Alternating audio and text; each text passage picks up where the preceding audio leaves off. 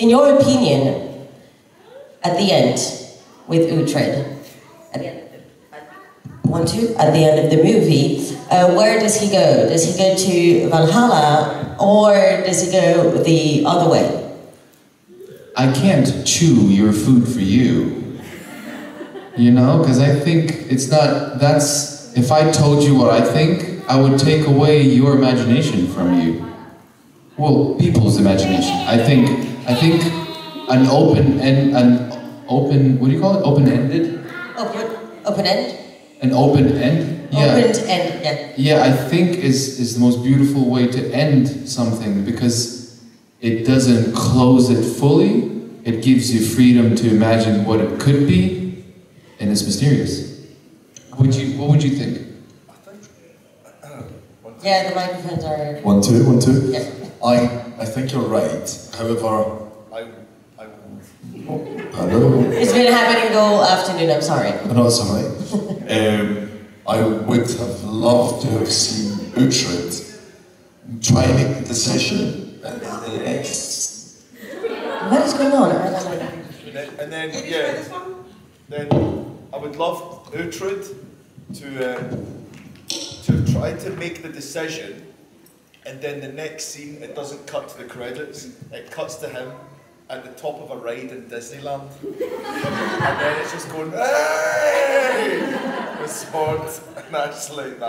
I think that's actually better. You know what I mean? Yeah. Like something fun, bit out there, he's living his best life. Yeah, I agree. Ok.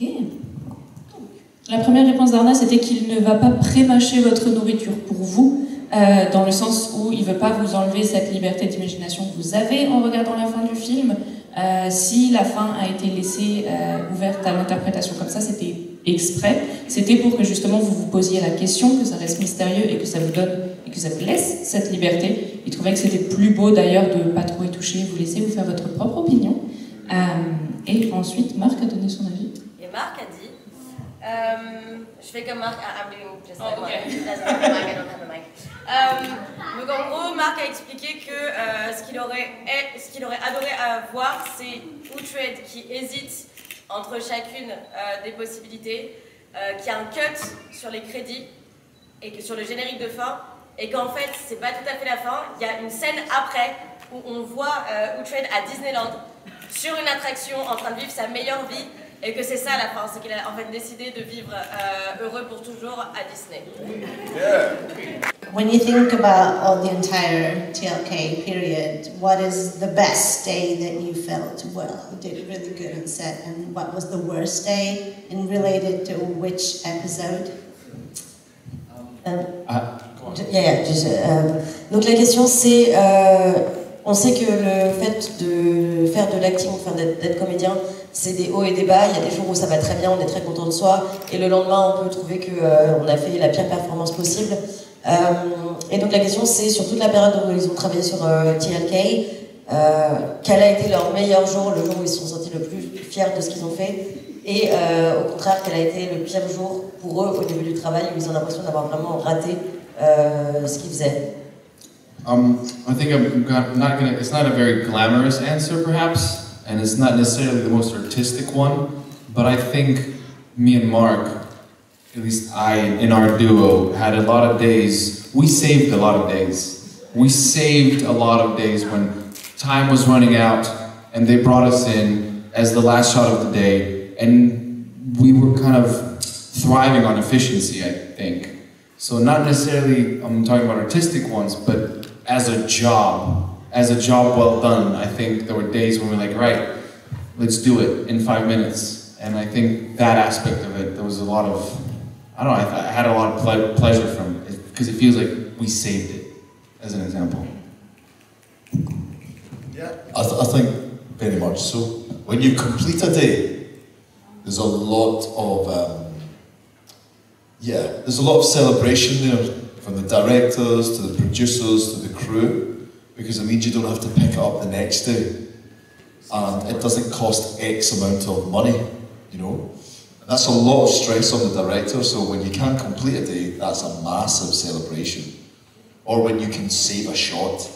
If something breaks, or maybe the text doesn't work, when you can reinvent the text or make it work for the scene, that's real teamwork, you know.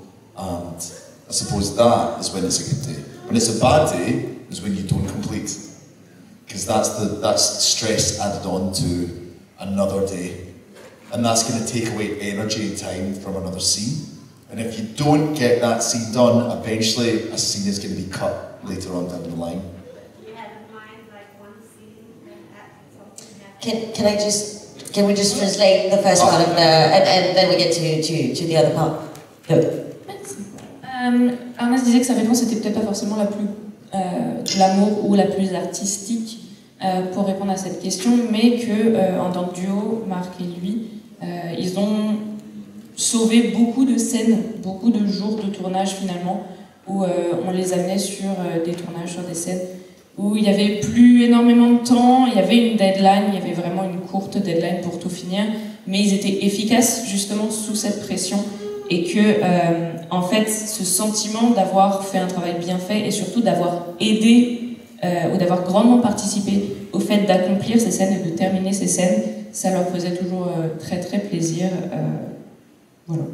Et Marc explique que ce qui détermine un jour réussi ou un jour raté, c'est la capacité à avoir fait tout ce qu'on avait à faire dans une journée, avoir fini le tournage avec toutes les scènes qu'on devait tourner dans un jour, parce que du coup ça veut dire qu'il n'y a pas besoin de faire des pick-up, c'est-à-dire de faire du rattrapage sur les jours d'après, et que du coup ça sauve beaucoup d'argent, ça enlève beaucoup de pression sur le réalisateur et sur toute l'équipe. Et du coup un bon jour c'est aussi quand il y a la possibilité de sauver une scène, c'est-à-dire qu'il y a quelque chose qui est cassé dans le décor. Il y a des répliques qu'on se rend compte qui ne marchent pas, etc. La capacité d'être réactif sur le moment et de rattraper tout ça pour ne pas faire perdre de temps, ça leur apporte beaucoup de joie et de satisfaction au niveau de leur travail.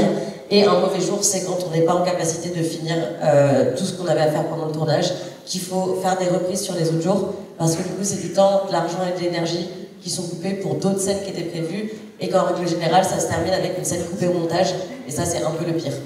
Et du coup, deuxième partie de question, c'est est-ce qu'ils ont un exemple de jour réussi ou jour raté en rapport avec un épisode spécifique sur la série? Second part was, can you think of an example of an episode, or is that it? No, there was one recently in the movie, since you watched the movie, and we didn't have enough time for the battle to do our battle scene, our choreography, which we ended up doing, and it takes up a lot of time. So we're like, oh, that sucks, man, because we've done X amount of days in order to learn this fight.